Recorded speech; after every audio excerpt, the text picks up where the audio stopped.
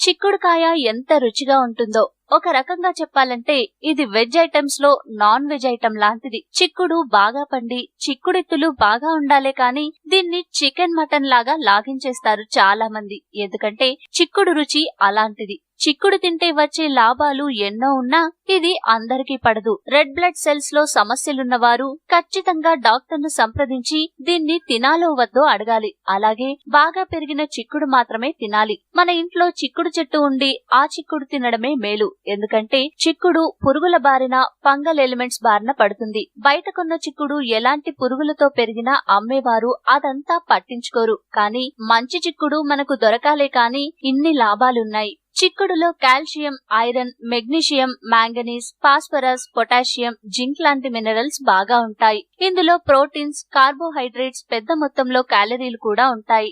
చిక్కుడుకాయలో సోలుబుల్ fibre దండిగా ఉంటుంది కాబట్టి